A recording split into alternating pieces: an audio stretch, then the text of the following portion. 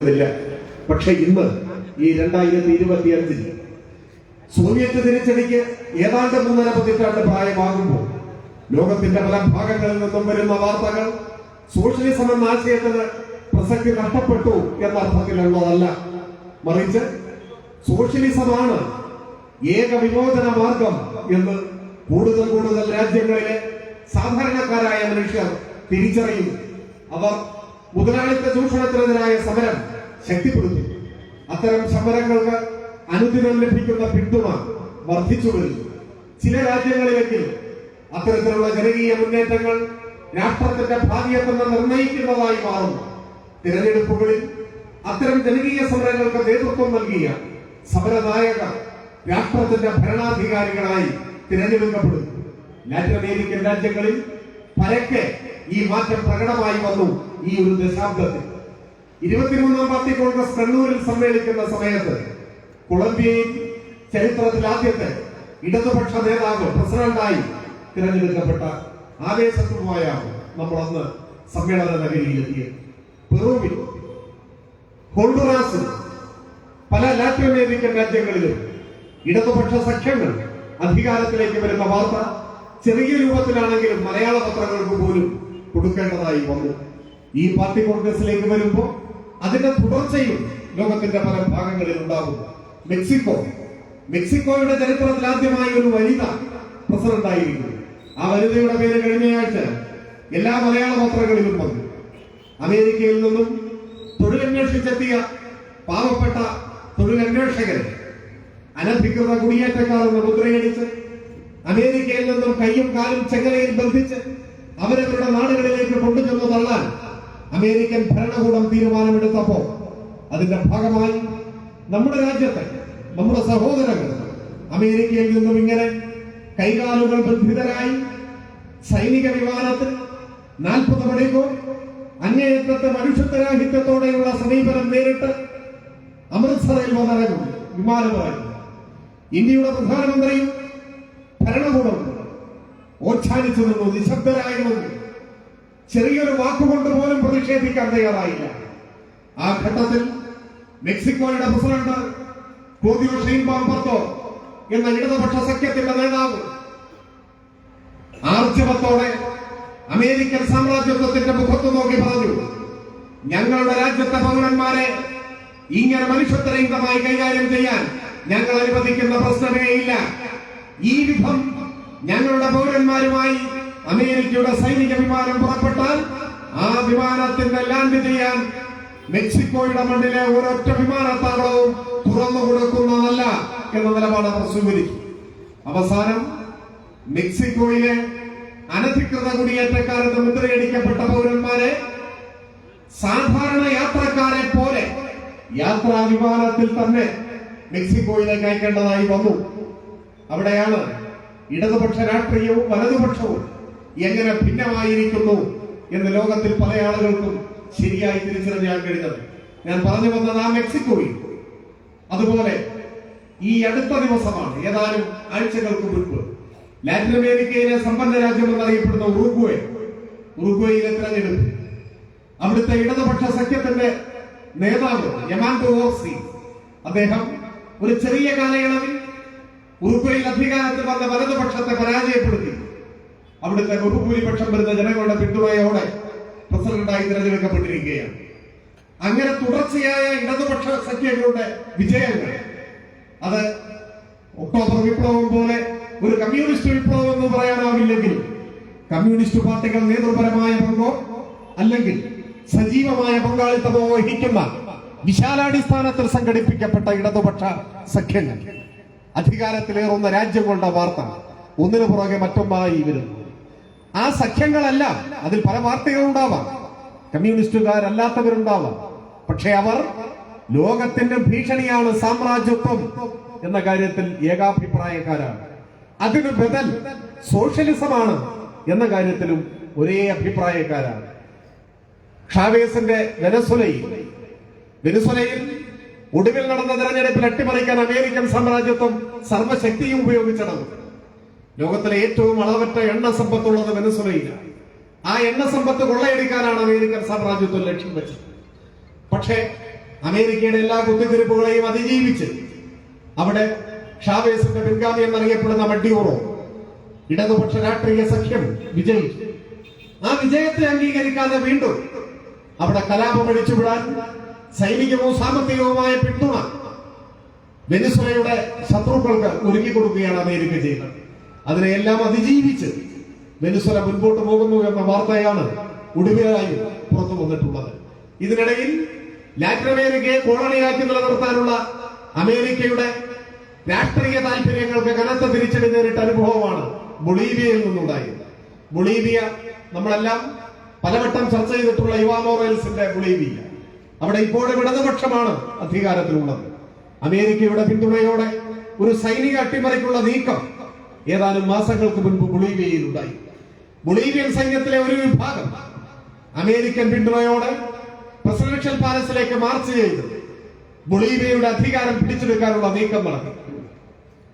ഈ ഘട്ടത്തിൽ ബൊളീവിയയുടെ പ്രസിഡന്റ് ഇടതുപക്ഷ സഖ്യത്തിന്റെ നേതാവായ ലൂയിസ് ആർസെ അദ്ദേഹം ബൊളീവിയൻ ടെലിവിഷനിലൂടെ ജനങ്ങളോട് അഭ്യർത്ഥിച്ചു, ഇതാ അമേരിക്കൻ സാമ്രാജ്യത്വത്തിന്റെ പിന്തുണയോടെ നമ്മുടെ രാജ്യത്തിന്റെ അധികാരം ഒരു കൂട്ടം പട്ടാളക്കാർ പിടിച്ചെടുക്കാൻ വേണ്ടി പോവുകയാണ്. അവരുടെ കൊട്ടാരത്തിന്റെ മുന്നിൽ മാർച്ച് ചെയ്തെത്തിയിരിക്കുന്നു. ഇനി ഒരൊറ്റ മാർഗമേ ഉള്ളൂ, നിങ്ങൾ ബൊളീവിയയിലെ പൗരന്മാർ ഈ രാജ്യത്തെ സംരക്ഷിക്കാൻ അണിനിരക്കുകയല്ലാതെ മറ്റൊരു വഴിയുമില്ല. ഈ ആഹ്വാനം ശിരസാവഹിച്ച് 10,000-കണക്കിന് വരുന്ന ബൊളീവിയൻ ജനത പ്രസിഡന്റിന്റെ കൊട്ടാരത്തിന്റെ മുന്നിലേക്ക് ഒഴുകിയെത്തി. അവർ കൊട്ടാരം വളഞ്ഞു നിൽക്കുന്ന സൈന്യവുമായി ഏറ്റുമുട്ടി.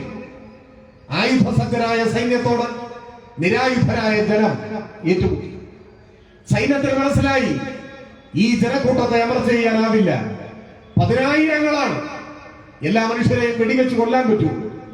അവസാനം ആർത്തിരമ്പി വന്ന ബൊളീവിയൻ ജനതയുടെ രോഷത്തിന്റെ മുന്നിൽ പിടിച്ചു നിൽക്കാനാവാതെ അമേരിക്കൻ പിന്തുണയോടെ അരങ്ങേറിയ പട്ടാള അട്ടിമറി പരാജയപ്പെട്ട് ആ പട്ടാളക്കാർ പലായനം ചെയ്ത് ഒളിച്ചോടി. ആ വിഭാഗത്തിന്റെ നേതാവായിരുന്ന പട്ടാളത്തിലെ ഒരു മേധാവി ജോ സുനീക, അയാളെ അവിടുത്തെ ജനങ്ങൾ തടവിലാക്കി. പട്ടാള മേധാവിയെ തുറങ്കിലടച്ചു. പട്ടാളം പുനഃസംഘടിപ്പിക്കപ്പെട്ടു. അപ്പൊ ഇത്തരത്തിലുള്ള വാർത്തകളാണ് ലോകത്തിന്റെ പല ഭാഗത്തു നിന്നും വരുന്നത്. ഞാൻ ഈ പറഞ്ഞതെല്ലാം ഭൂഗോളത്തിന്റെ മറുഭാഗത്തെ അനുഭവങ്ങളാണ്. എന്നാൽ നമ്മുടെ തൊട്ടടുത്ത് പാലക്കാട്ട് നിന്ന് ഒരല്പം യാത്ര ചെയ്ത് രാമേശ്വരത്തെത്തിയാൽ അവിടെ നിന്നും നോക്കിയാൽ കാണാവുന്ന ഭൂപ്രദേശമാണ് ശ്രീലങ്ക. നമ്മുടെ രാജ്യത്തിന്റെ കേരളത്തിന്റെ തൊട്ടടുത്തുള്ള ഒരു ഭൂപ്രദേശം. പുതിയൊരു ചരിത്രം രചിക്കുന്നു. ശ്രീലങ്കയുടെ ചരിത്രത്തിൽ ആദ്യമായി ഒരു കമ്മ്യൂണിസ്റ്റുകാരൻ പ്രസിഡന്റാകും. രാജ്യത്തിന്റെ ഭരണാധികാരത്തിലേക്ക് കമ്മ്യൂണിസ്റ്റ് പാർട്ടി നേതൃത്വം കൊടുത്ത സഖ്യം കടന്നുപോയി. ആരും പ്രതീക്ഷിച്ചതല്ല. ലോകം വിസ്മയിച്ചു പോയ മഹത്തായ കമ്മ്യൂണിസ്റ്റ് വിജയമായി ശ്രീലങ്കയിലെ മുന്നേറ്റം വിലയിരുത്തപ്പെടുന്നു. അനുരകുമാര ദിസനായക എന്ന ശ്രീലങ്കയിലെ കമ്മ്യൂണിസ്റ്റ് പാർട്ടിയായ ജനതാവിമുക്തി പെരുമുനയുടെ നേതാവ് ഇന്ന് ശ്രീലങ്കയുടെ പ്രസിഡന്റായിരിക്കും. അപ്പോ ശ്രീലങ്കൻ പാർലമെന്റ് തെരഞ്ഞെടുപ്പ് കഴിഞ്ഞിട്ടില്ല. പാർലമെന്റ് തെരഞ്ഞെടുപ്പിനെ ആളുകൾ ആശങ്കയോടെ നോക്കി. പ്രസിഡന്റായി തെരഞ്ഞെടുക്കപ്പെട്ടു, ശരി, പക്ഷെ പാർലമെന്റ് തെരഞ്ഞെടുപ്പിൽ ഭൂരിപക്ഷം കിട്ടുമോ? പാർലമെന്റ് തെരഞ്ഞെടുപ്പ് നടന്നു. 225 അംഗ പാർലമെന്റിൽ 159 അംഗങ്ങൾ കമ്മ്യൂണിസ്റ്റ് പാർട്ടി നേതൃത്വം കൊടുക്കുന്ന സഖ്യത്തിന്റേതായി തെരഞ്ഞെടുക്കപ്പെട്ടു. ചരിത്രത്തിലെ മഹാവിജയം. ചരിത്രത്തിൽ ഒരുപാട് സമരാനുഭവങ്ങളുള്ള നാടാണ് ശ്രീലങ്ക. കമ്മ്യൂണിസ്റ്റുകാരുടെ ചോരയിൽ കുതിർന്ന മണ്ണ്. രോഹന്ന വിജയവീരയെ പോലെയുള്ള ലോകമറിയുന്ന കമ്മ്യൂണിസ്റ്റ് നേതാക്കന്മാരെ കൊലപ്പെടുത്തിയ ഒരു ചരിത്രം ശ്രീലങ്കയ്ക്കുണ്ട്. കമ്മ്യൂണിസ്റ്റ് പാർട്ടിയുടെ സമാരാധ്യമായ നേതൃത്വത്തെയാകെ കൊന്നു തള്ളിയ അനുഭവങ്ങളുള്ള ഒരു രാജ്യമാണ് ശ്രീലങ്ക. കാലം ആ കമ്മ്യൂണിസ്റ്റ് ഹത്യയ്ക്ക് പകരം ചോദിക്കുന്നു. ആ രാജ്യത്തിന്റെ ഭരണാധികാരത്തിലേക്ക് ഇന്ന് കമ്മ്യൂണിസ്റ്റുകാർ കടന്നു വരുന്നു. ഏറ്റവും ശ്രദ്ധേയമായ കാര്യം, പാർലമെന്റ് തെരഞ്ഞെടുപ്പ് നടക്കുന്ന ഘട്ടത്തിൽ ശ്രീലങ്കൻ പാർലമെന്റിൽ എത്ര കമ്മ്യൂണിസ്റ്റ് അംഗങ്ങൾ ഉണ്ടായിരുന്നു എന്നതാണ്. 3 പാർലമെന്റ് അംഗങ്ങളാണ് ശ്രീലങ്കയിലെ കമ്മ്യൂണിസ്റ്റ് പാർട്ടിക്ക് ഉണ്ടായിരുന്നത്. ആ 3-ൽ നിന്നാണ് 159 എത്തി. ഇന്ത്യൻ പാർലമെന്റിൽ CPIM എത്ര അംഗങ്ങളുണ്ട് എന്ന് പരിഹാസ രൂപേണ ചോദിക്കുന്നവരുണ്ട്. ലോകസഭയിൽ നമുക്ക് 4 പേരെയുള്ളൂ. 4. ഈ 4 പേരെ കൊണ്ടാണോ നിങ്ങൾ ഇന്ത്യയിൽ വിപ്ലവം നടത്താൻ പോകുന്നതെന്ന് ചോദിക്കുന്നവരുണ്ട്. അവരോട് ശ്രീലങ്ക പറയുന്ന മറുപടിയാണ് ഞാനിപ്പോൾ പറഞ്ഞത്. ഇതിന്റെ അർത്ഥം നാളെ ഒരു തെരഞ്ഞെടുപ്പിൽ ഇന്ത്യൻ പാർലമെന്റിൽ CPIM-ന് ഭൂരിപക്ഷം കിട്ടും എന്ന പ്രവചനത്തിലോ മറ്റോ ഞാൻ മുതിരുകയല്ല. അതൊന്നുമല്ല. പക്ഷേ ഒരു തിരഞ്ഞെടുപ്പിലെ ജയപരാജയം അനാദികാലത്തേക്കുള്ള രാഷ്ട്രീയ വിധിയെഴുത്തല്ല. ഏത് തിരഞ്ഞെടുപ്പിൽ ജയിച്ചാലും തോറ്റാലും രൂപപ്പെട്ടു വരുന്ന രാഷ്ട്രീയ സാഹചര്യങ്ങളെ, രാജ്യത്തെ സ്ഥിതിഗതികളെ ശരിയാവണ്ണം ജനതയെ ബോധ്യപ്പെടുത്താനും ആ രാഷ്ട്രീയ ബോധ്യത്തിലേക്ക് അവരെ നയിക്കാനും കഴിഞ്ഞാൽ ഏത് സമൂഹത്തിലും വിപ്ലവകരമായ മാറ്റങ്ങൾ ഉണ്ടാകും എന്ന് നമ്മുടെ അയൽക്കാർ ശ്രീലങ്ക നമ്മെ ഓർമ്മപ്പെടുത്തുന്നുണ്ട്. ശ്രീലങ്ക ലോകമെമ്പാടുമുള്ള രാജ്യങ്ങളിലെ പൊരുതുന്ന ജനതയ്ക്ക് ഇന്നൊരു പ്രതീക്ഷയായി മാറിക്കഴിഞ്ഞിട്ടുണ്ട്. നമ്മുടെ രാജ്യത്തിന്റെ 2 അയൽക്കാർ നേപ്പാളും ശ്രീലങ്കയും ഇടതുപക്ഷ രാഷ്ട്രീയത്തെ ഹൃദയത്തിൽ സ്വീകരിച്ച അനുഭവത്തിന്റെ പശ്ചാത്തലത്തിൽ കൂടിയാണ് CPIM-ന്റെ 24ാം പാർട്ടി കോൺഗ്രസ് ചേരുന്നത്.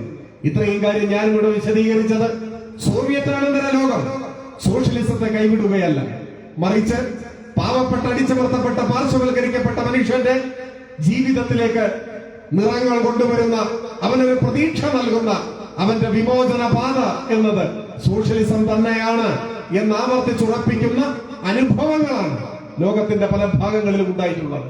മറ്റ് കൂടുതൽ കാര്യങ്ങളിലേക്ക് കടന്നു പോകണമെന്ന് ഞാൻ കരുതുന്നില്ല, സർവദേശീയ രാഷ്ട്രീയ കാര്യങ്ങളിലേക്ക്. ഈ ഒരു പശ്ചാത്തലത്തിലാണ് ഇവിടെ നാം നമ്മുടെ സംസ്ഥാന സമ്മേളനം ഇപ്പോൾ ചേരാൻ പോകുന്നത്. ആ സംസ്ഥാന സമ്മേളനത്തിൽ അവതരിപ്പിക്കപ്പെടുന്ന ഒരു രേഖ, റിപ്പോർട്ടിന് പുറമെ അവതരിപ്പിക്കപ്പെടുന്ന രേഖ നവകേരളത്തിന്റെ രൂപരേഖയാണ്. കേരളം ഇന്ന് മറ്റ് ലോകരാജ്യങ്ങൾക്ക് പോലും, ഇന്ത്യയിലെ ഇതര സംസ്ഥാനങ്ങൾക്ക് മാത്രമല്ല മറ്റ് ലോകരാജ്യങ്ങൾക്ക് പോലും ഒരു വിസ്മയമാണ്. ലോകബാങ്കിന്റെ തലവൻ കഴിഞ്ഞ തവണ പരസ്യമായി തന്നെ പ്രസ്താവിച്ചത്, കേരളത്തെ വിശേഷിപ്പിച്ചത് പ്രകാശഗോപുരം എന്നാണ്, ലൈറ്റ് ഹൗസ് എന്നാണ് കേരളത്തെ വിശേഷിപ്പിച്ചത്. ഇന്ത്യയിലെ ഇതര സംസ്ഥാനങ്ങൾക്ക് പ്രകാശം പകരുന്ന നാടാണ് കേരളം എന്നാണ്. ബ്രിട്ടനിലെ ഗാർഡിയൻ ദിനപത്രം K-ഫോൺ പദ്ധതിയുടെ പശ്ചാത്തലത്തിൽ ഇന്റർനെറ്റ് ഡിവൈഡ് ഇല്ലാതാക്കാൻ കേരളം സ്വീകരിച്ച നടപടികളെ ശ്ലാഘിച്ചുകൊണ്ട് പ്രത്യേകമായ ഒരു ഫീച്ചർ പ്രസിദ്ധീകരിച്ചു. അതിനൊടുവിൽ ബ്രിട്ടീഷ് ഗവൺമെന്റിന് ഗാർഡിയൻ ദിനപത്രം നൽകിയ ഒരു ഉപദേശം, ബ്രിട്ടനിൽ ഇന്റർനെറ്റ് ഡിവൈഡ്, ആ അസമത്വം ഇല്ലാതാക്കാൻ നിങ്ങൾ ഇന്ത്യയിലെ കേരളത്തെ മാതൃകയാക്കൂ എന്നാണ് ബ്രിട്ടനിലെ പത്രം. ലോകമെമ്പാടും കേരളത്തെ ഇങ്ങനെ ആദരവോടെ കാണുന്നു. കഴിഞ്ഞ ഏതാണ്ട് 9 കൊല്ലമായി കേരളം ഒരു പുതിയ അധ്യായത്തിലേക്ക് പ്രവേശിച്ചിരിക്കുകയാണ്. ദ്വിമുഖമാർന്ന വികസന തന്ത്രമാണ് കേരളം അവലംബിക്കുന്നത്. സംസ്ഥാനത്തിന്റെ മുഖച്ഛായ മാറ്റുന്ന വൻകിട പദ്ധതികൾ. ഇപ്പോ ഞങ്ങൾ കാസർഗോഡ് നിന്ന്, കയ്യൂരിൽ നിന്ന് ഇങ്ങോട്ട് വരുമ്പോൾ ദേശീയപാതാ വികസനം ദ്രുതഗതിയിൽ നടക്കുകയാണ്. ഗെയിൽ പൂർത്തിയായി, K-ഫോൺ, തീരദേശപാത, കൊച്ചിയിടമൺ പവർ ഹൈവേ, മലയോര ഹൈവേ, കേരളത്തെ പുതിയൊരു കാലത്തേക്ക് ആനയിക്കുന്ന വൻകിട പദ്ധതികൾ. അതിൽ പലതും ഉമ്മൻചാണ്ടിയുടെ കാലത്ത് അസാധ്യം എന്ന് വിധി എഴുതിയത്, ഒരു കാലത്തും നടക്കില്ല എന്ന് ഉറപ്പിച്ച അത്തരം പദ്ധതികൾക്ക് ജീവൻ വെച്ചു പ്രായോഗികമാക്കി. അസാധ്യമെന്ന് UDF തീർപ്പ് കൽപ്പിച്ചതിന്, ആ തീർപ്പിനെ തുടർന്ന് മരിച്ച പദ്ധതികൾ ജീവൻ വെപ്പിച്ച ആ മായാജാലത്തിന്റെ പേരാണ് ഇടതുപക്ഷം, LDF. അങ്ങനെയാണ് ആധുനിക കാലത്തേക്ക് കേരളം ചുവടുവെച്ചത്. ഇത്തരം പദ്ധതികളോടൊപ്പം പാവപ്പെട്ട മനുഷ്യർ, നിസ്വരായ മനുഷ്യർ, സാധാരണക്കാർ, തൊഴിലാളികൾ, അവരുടെ ജീവിതത്തിൽ നേരിട്ട് അനുഭവവേദ്യമാകുന്ന ക്ഷേമ പദ്ധതി, ക്ഷേമ പെൻഷൻ. ഈ സാമ്പത്തിക ഉപരോധത്തിനിടയിൽ കേന്ദ്ര ഗവൺമെന്റിന്റെ കേരളത്തിനെതിരായ സാമ്പത്തിക യുദ്ധത്തിന്റെ മുൻപിൽ പതറാതെ 1600 രൂപ ക്ഷേമ പെൻഷൻ ഇപ്പോഴും നമ്മൾ കൊടുക്കുകയാണ്. ഈ ദിവസങ്ങളിൽ അത് കൊടുത്തുകൊണ്ടിരിക്കുകയാണ്. അതൊരു 2500 രൂപയെങ്കിലുമായി വർദ്ധിപ്പിക്കണം എന്ന് നാം ആഗ്രഹിക്കുന്നു. ആഗ്രഹത്തിന്റെ ഏക തടസ്സം മോദി ഗവൺമെന്റാണ്. ആ ഗവൺമെന്റ് കേരളത്തോടെടുക്കുന്ന ശത്രുതാപരമായ സമീപനമാണ്. പക്ഷെ ഇവിടെ പരമാവധി ക്ഷേമ പദ്ധതികളുമായി നാം മുൻപോട്ട് പോകും. വീടില്ലാത്തവർക്കെല്ലാം വീട്, ലൈഫ്. ഈ ഗവൺമെന്റിന്റെ കാലാവധി പൂർത്തിയാകുമ്പോഴേക്ക് 5 ലക്ഷം വീടുകളുടെ നിർമ്മാണം പൂർത്തിയായി കൈമാറി കഴിയും എന്നതാണ് ഒരു ലോകാത്ഭുതമാണ്, ഒരു ലോക റെക്കോർഡാണ്.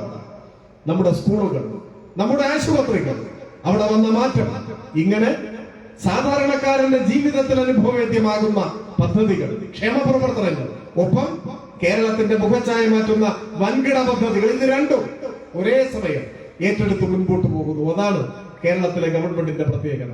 അടുത്ത നവംബർ 1 കേരളത്തിന്റെ ചരിത്രത്തിലെ സുപ്രധാനമായ ഒരു നാഴികക്കല്ലാണ്.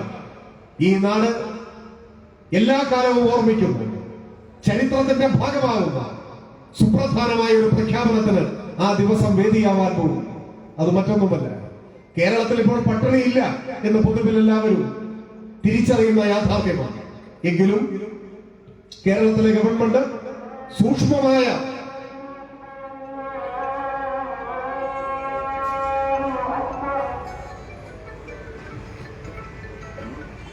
Allah